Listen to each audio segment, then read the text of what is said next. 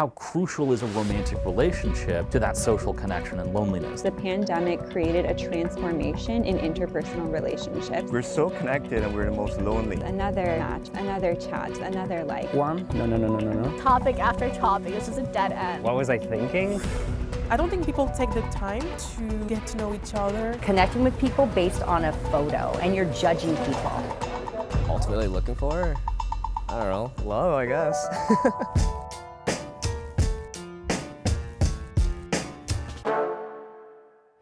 We live in an online world, and if you're looking for a connection or love, dating apps are seen as the solution. As of 2024, 60% of couples met online. Most of my friends met through online dating. Through Tinder, yeah. But in a post-pandemic world where URL has replaced IRL, as in real life, has the fatigue of countless online connections made it harder to find the one? The thread explores why dating in the digital age is more complex than ever. We are having a problem with relationships. How are you supposed to find someone when literally everyone else is at their fingertips? Too many choices also, I guess. Swiping left, swiping right, likes, dislikes. Messes up their own algorithm in their head, I guess. In early iterations of online dating, they were very robust with surveys and questions around what it is they actually wanted from a person based on many different things that these questionnaires assessed to let's match based on photos and some algorithms that match people on very, in some ways, shallow factors.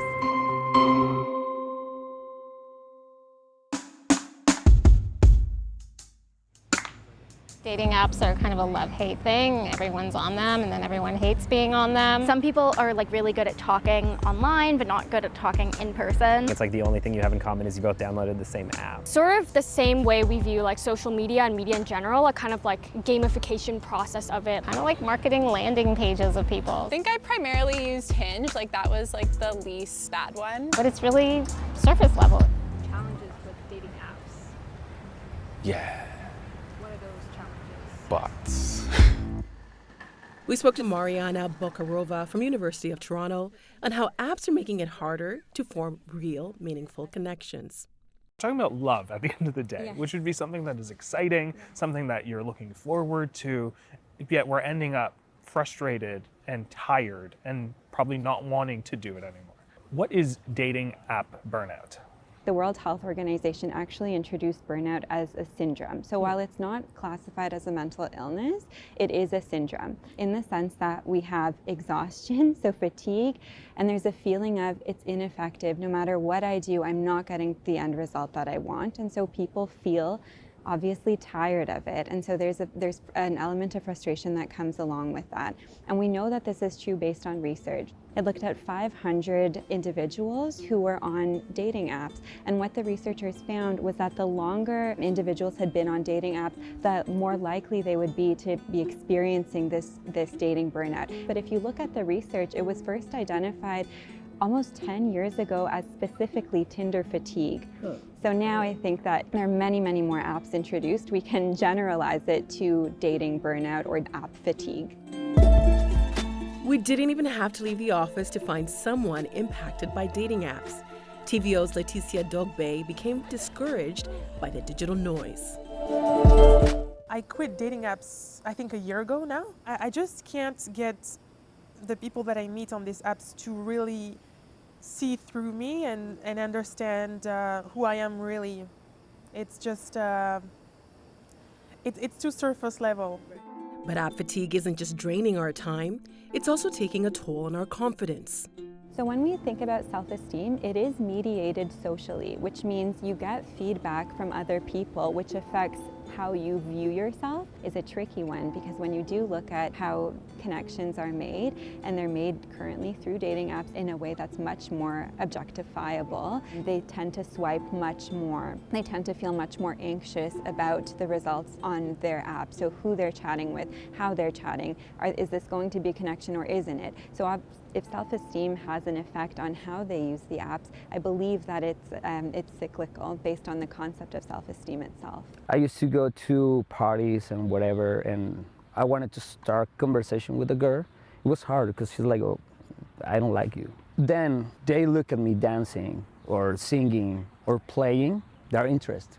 Like I think in an app, They just watch your picture, but they don't see your, I don't know, your abilities. Even if you write it down, it's not like, oh, he's just a drummer, he's just a guitarist player, he sings, he whatever, but it's just pretending, right? It's hard to show your individuality and the way you're different from others, and it's a very mechanical way of always introducing yourself to someone new over and over, and I don't think it's really productive. One reason it feels unproductive is because now apps are designed that way to keep you chasing, not connecting, through a process called gamification. It's also built on intermittent reinforcement, which is not dissimilar to slot machines in casinos. So app developers figured out, the convenience factor, but they also figured out, well, the app should be about engagement, and the more engagement you have, the more lucrative of a business you run, because more people will stay on the apps for a longer period of time because it's so rewarding. So in some ways it is like playing a game. Some examples of this might be, when you swipe right and you get a match, a burst of confetti comes up on the screen, or there's something exciting that happens to make you feel good. Not only do you have a match, but you also have a burst of confetti to highlight the importance and significance of this match. The reward circuitry of our brain would light up when we get likes, or when we get more matches, or we're super swiped, or someone chats with us. We also have to think about what's hidden behind a paywall. And so why are there paywalls? Dating apps engage in many questionable tactics to make their apps more addictive at the cost of loneliness and self-esteem. According to reported users' experiences, apps will hide your likes, put you in a league based on who rejects you, and gatekeep attractive profiles until you've run out of free swipes for the day. All to entice you to subscribe to their premium version, which they priced based on age, sometimes charging users 30 and older twice as much as their younger counterparts. In theory, the apps are created to find matches, but yet something isn't working the way that it should be. Bob, Nora's the prettiest girl I've ever known. She's just as beautiful as... Beautiful? And you think that's all that matters? Oh, hurry up and get in bed, will you? Before swipes and notifications, finding love depended on community connections and chance encounters. Was that better? With dating, how does it compare for Gen Zs and sort of younger millennials when it comes to dating back in the day? We know that there was a greater sense of community for boomers specifically. There was greater religiosity, meaning people went to their religious institutions, they made connections, and there was also a lot of matchmaking that happened too. It's not just a lack of introductions, it's also lack of practice. According to a recent U.S. survey, only 56% of Gen Z were in a romantic relationship during their teen years, a stark drop from previous generations where 78% of boomers and 76% of Gen X had teen romances. Can you tell me how your parents met? I know that they met in a taxi. My mom was visiting someone at my grandmother's house. And so they both came out of the door at the same time to get in the same cab, so that's how they met. That sounds like a rom-com, right? Like it's such a cute, meet cute, right? Like, how did you meet? Oh, we're coming out of a taxi.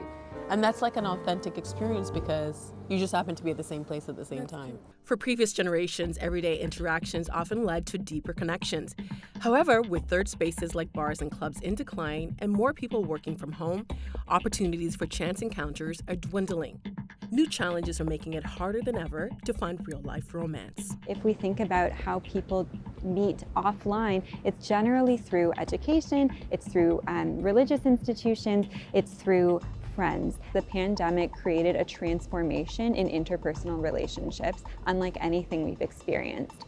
Well, if the downward trend is that, especially for Gen Z, they have less friends, they're lonelier than any other generation, they feel at least that they lack some sort of social skill. And obviously this isn't everyone, but it is a sizable portion. With fewer friends and opportunities, finding a partner can feel even more like a scavenger hunt. Something matchmaker, dating coach, and author of Sing on the City, Laura Bilotta, has noticed in her over 20-year career. Dating today is so hard. It is. It's Why not is it the hard? same. I think because of online dating. I think that people can hide behind a screen. It's called the paradox of choice. there's this thing where people are reluctant to make a choice because they have so many choices and they're so overwhelmed with all these profiles. And some people, you know, they're not happy with just being on one website. So many people play games. Situationships are on the rise, especially with younger people, where, you know, one person's a little bit more invested in that relationship than the other person. And so there really is no communication about, okay, what are we? Are we dating? Are we not? So it just leaves a person feeling quite empty. While the research may be concerning, user experience seems to offer little comfort. I thought like the goal was to win online dating, which was to like get as many dates as possible. Topic after topic, it was just a dead end. As soon as we sat down, I was like, what was I thinking? I get there and I'm waiting. Just trying to like get to know each other. Didn't work out. It's been like 30 minutes. He was like, oh my gosh, I'm so sorry, I'm late. I just had something really important to do. I had to buy a collar for my dog. The first thing you see is a tiny parrot just flying to your face as you enter the kitchen. 10 minutes goes by and he says, so how long is this date gonna be? Because I need to go home and call my mom. As the night's going down, I'm just like, all right, it's time for me to go. And then she's like, oh, you don't like me anymore? I'm like, when did I say that? And I was like, did you park your car here or something? He was like, no, I actually like rode my bike. Wow, that's super cool. And then he said, oh, you think bike guys are cool? And I'm like, not the way this date's going. No, Okay. and then I literally walked him to the bike rack. I get out the house, I try to knock on the door. She's like, you're gonna leave. I forgot my glasses, just didn't get my glasses. I'm calling the cops. I'm like, And then he did actually have the audacity to message me after and saying, I think that went really well. Hey. I just called up to check on the night. I think I can get by a little earlier than usual. How's 7:30? All right, Mary. Bye now. Boy, you sure make it sound easy. For Gen Z and millennials who are used to dating through screens, meeting face-to-face can seem foreign. The dating world is just so confusing. It's just too much going on and things are changing daily. I don't even know how people meet people anymore. My parents, they were like, you just go places and you like meet people. And I was like, I don't know how to do that. With seemingly endless options at their fingertips, some Gen Z and millennials are opting out of traditional coupling altogether. I've reached that point in my life now where it's okay if I find somebody or it's okay if I don't. I'm not setting any timelines for anything. Are we happy being single? Most of the time, I'm pretty busy and pretty fulfilled. In fact, a 2022 Stats Canada study revealed a downward trend in relationships for all ages. The younger the demographic, the bigger the disparity. I think the kinds of people who feel like their best life is lived single, that's becoming more visible. I think that in the data, it's not entirely clear to us whether that's because there's more people like that, or there's just more room in society for people like that to voice themselves. Jeff McDonald is a professor of psychology at the University of Toronto who started his career in the realm of relationships before specializing in the studies of singlehood. There are some recently public discussions about singlehood, and there's some pretty loud and confident voices about either you shouldn't be single or you should be single. And I was always just struck by the amount of confidence they had relative to the amount of data that I knew was out there. I wasn't sure what they were basing their confidence on. There's what some people will call the relationship escalator, where there's been this assumption in society that the thing to do once you get to a certain age is to start looking for a partner and settle down, as they call it, right? And that's one of the big variables that we work with in my lab. It turns out that there's a lot of variability in how much people want romantic partners. And so, at least in the context of like heterosexual dating and heterosexual relationships, I think that has the potential to be quite a game changer. The number of Canadians living alone reached a record high of 4.4 million in 2021. That's up from 1.7 million in 1981. How does single and being single impact society? Is there a flip sort of issue or problem that comes out of people staying single? I think part of the reason some of the voices that are arguing that people shouldn't be single are concerned about things like birth rates, for example, right? And so there's, in Korea, for example, they have these astronomically low birth rates and real concern about the viability of society in the longer term. And so I think there are some concerns around those sorts of practical matters. Declining birth rates are not the only concern. Studies show that we need human connection and physical touch to thrive. It's crucial for our health and well-being. It is not ethical research, but it was research that was done in the 1950s, which sought to find out what happened if you physically deprive infants of any sort of physical touch. Their physical needs were met in terms of shelter and in terms of being fed. Their emotional needs through physical touch were not particularly met. So what actually happened is all of them passed away, and they passed away at quite young ages, I believe before 18 months of age. And so I'm not trying to say that there's, that sort of drastic danger that people are under, but I think we underestimate, what physical connection looks like. And I don't just mean sexual connection. I really mean, as a species, we have a need to be physically comforted by another person, and we can't underestimate, the power of physical touch and of actual physical contact, even if that means just looking another person in the eye. For those still in the dating game and looking for love, has what they're looking for changed? So when it comes to Gen Z, what they value in a partner is no longer finding someone who is very dedicated to their job. In fact, 50% of Gen Zers look for partners who have good work-life balance, because I would like to spend time with that partner. And in fact, 1 in 10 Gen Zers note that they would not date someone who did not have a good work-life balance or who was overly dedicated to their career. So I think when we think about, how these feelings of loneliness actually shape behavior and shape wants, the proof is in the pudding, which is the data that shows that their preferences are changing to want to spend more time with their partners than their millennial counterparts. I had a goal this year was to put my life before work, and I think it's been kind of fruitful in a way. Well, what do you mean? Tell me more. Not to get all in your business. The past few years, school and work came first, and I thought that now I'm kind of able to make more time for myself and for my personal life. And I did that, and I like the phrase that says, move different if you want different. And that's what I used a lot. Now people are mixing it up, getting off their screens and dating like their parents and grandparents did before them in real life. The question is, how do you choose a date? Whose company would you enjoy? I actually really love this park for a first date setting. It's one of my favorite places to be. I love food, so that's it for me. 15-minute coffee is the way to go. You should also be doing activities that you'd normally be doing anyway, and then there's an off chance that you might meet someone, doing those activities and they also like to do that activity. Pickleball, running clubs, anywhere where young people who potentially would be looking for a relationship are together, then I feel like something could happen there. Just living your best life without needing someone, and that's when they'll come in, because then they'll add to your life and not complete it. You can do it, come on, come on. Allison and Jeff, now married, met doing what they love, rock climbing. I was climbing with a friend of mine. And I was climbing with a friend of mine.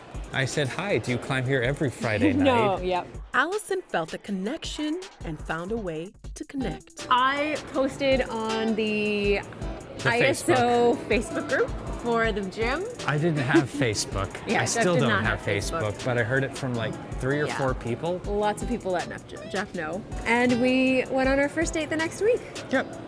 I think I knew relatively early because you're very easy to talk to. You weren't like other boys.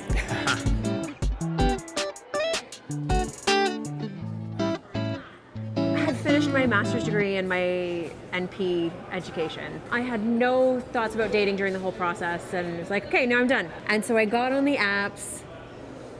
It was not a good experience. Some very bad dates. Some dates that just didn't show up.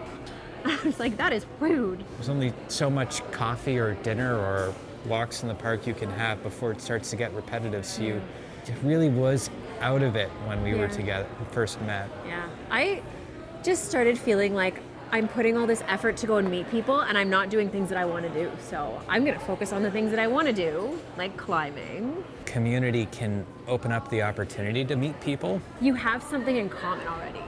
Like the last time I was on the apps before you and I met, it felt like kind of a waste of time, which is awful. And I know some people meet great people on there, but it just, Yeah. It has been a very long time since I went on a date, but tonight I'm kind of spying on some people. A lot of people are getting fed up with the app, but how else do you meet people in person? Single in the City offers people matchmaking and dating, and tonight they're holding an event for speed dating, so we're gonna check it out.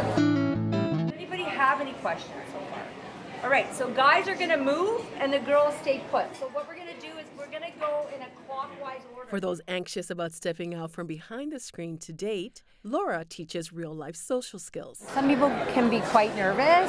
You know, I've had to chase people out the door where I'm like, please, please, please stay, because people will judge, right? They'll come in and they'll look around and they'll say, oh, I don't like anybody here. And then after the event, you know, I'll look on their sheets, they've picked like 5 or 6 people, right? And then they thank me sometimes. Well, I walked in and the host and hostess were dressed up in Halloween. I thought, oh shit, I just misread something. You're like, why am I not following the dress code? During the pandemic, it was very hard to meet people in person. I work from home, I work remote.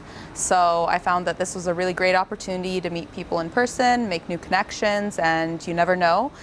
Even if I don't meet the love of my life tonight, maybe I'll meet someone who knows the love of my life or somebody that, you know, I can become great friends with. I am on the autism spectrum, so I know I am very socially awkward sometimes. So this is a great way for me to meet people and kind of like break the icing, because I mean, what's the point in hiding?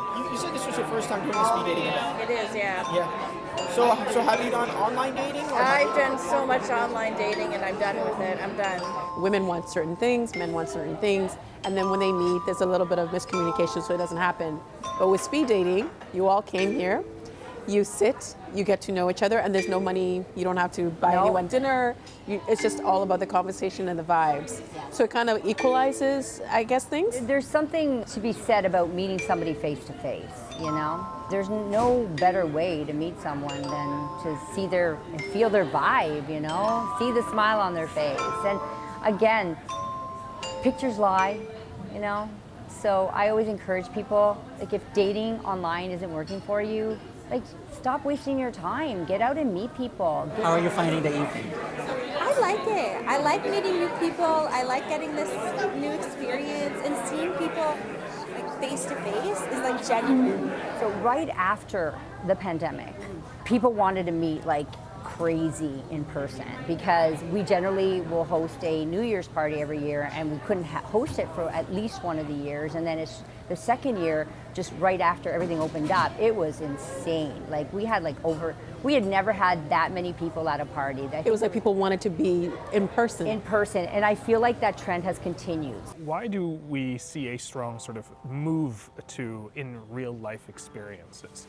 We as human beings love to solve puzzles. We're problem solvers by nature, otherwise we wouldn't have evolved in the way that we have evolved. So what's going on now? Well, if we reference back the research to dating burnout, it's been a long time to be on apps and to not feel successful in meeting a potential partner. And so if that's not working, if this influx of all of these potential partners isn't working, it makes sense that people would try something else, right? So naturally, there's a need to belong to other people. If it's not happening in an online setting, it would make sense that there would be a shift to an offline setting. Laura, how's it going tonight? I think it's going great. I think like everyone seems to be having a good time. I think we're making quite a few connections. What do you think? I think I've never been to an event like this. Yeah. But I think it's so great that so many people came out. First of all, there's a lot of people and they're putting themselves out there. Yes. And they're being brave in a way. And everybody seems really cool. No one seems stuck up. As you experience more meeting people, you realize that it gets easier, and you realize that people are nicer than you think, and that's how you actually build confidence too. You have nothing to lose. Even if someone says no? It won't kill you. It won't kill you. It's a lot of fun. I met a lot of cool new people, guys and girls. We did have a break in the middle of the session, so it was good to just mix and mingle. Some conversations were more successful than others. There were some people that I felt like I had a connection and like hit it off. There were moments with some people that I was like, like I would be interested in having like a further discussion with them. This is really a very good opportunity to just come out on a relaxed setting in this evening and just meet a lot of people. Just stepping a little bit outside of my comfort zone is, what life is all about. I'll call you next week. Will you? Well, thanks so much. I had loads of fun. So did I. Good night, Woody. Night, Ann. Start with the people around you. If you're interested in someone, I should be taking this advice too, but like if you're interested in someone, like just shoot your shot and see what happens, Don't live with regret. Without a doubt, dating has become complicated, and unfortunately there is no one solution. In an age of digital connections, meeting and bonding in person is something a lot of us are craving. I was glad to find my person in the wild. We met at university. I don't think I could have ever imagined that all of our whole life would have come out of that. I was just looking to burn some stress. Studies show that a lot of us are choosing to remain single, but if you're looking for someone, be consistent, put yourself out there, and remember, as humans are great at adapting. To continue the conversation, join the thread online. I'm Nam Kiwanuka, and I'll see you next time.